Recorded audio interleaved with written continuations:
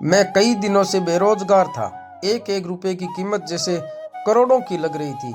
इस उठापटक में था कि कहीं कैसे भी नौकरी लग जाए। आज एक इंटरव्यू पर जाना था।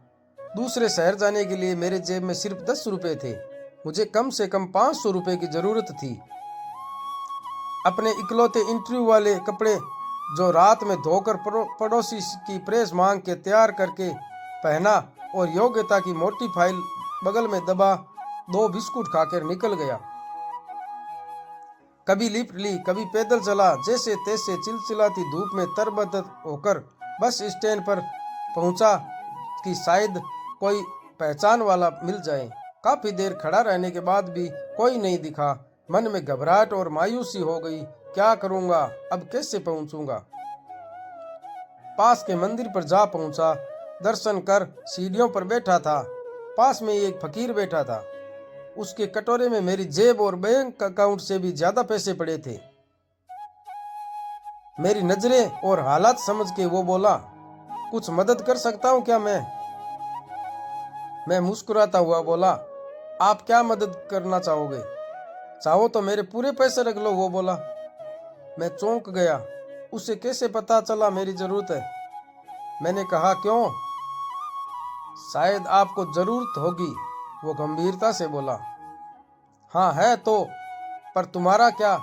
तुम तो दिन भर मांग के कमाते हो, मैंने उसका पक्ष रखते हुए बोला।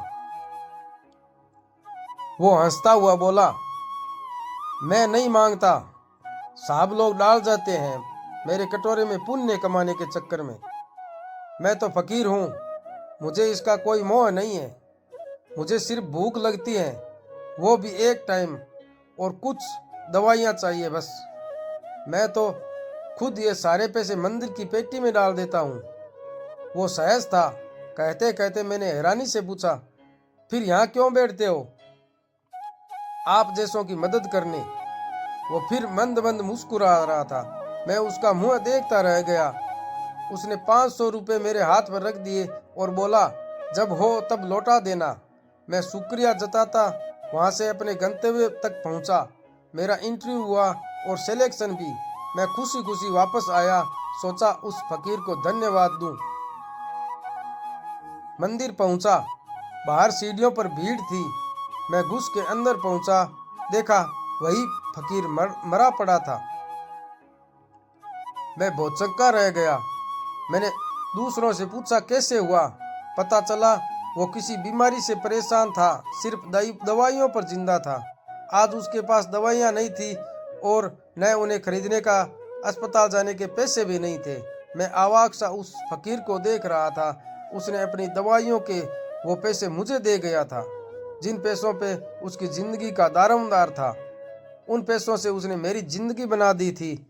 भीड़ में से कोई बोला, अच्छा हुआ मर गया, ये भिखारी भी साले बोझ होते हैं, कोई काम के नहीं। मेरी आंखें डबडबा गई।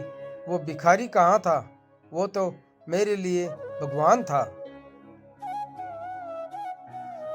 अगर कहानी पसंद आई हो तो चैनल को लाइक करें, शेयर करें और सब्सक्राइब करें। कमेंट में राधे राधे जरूर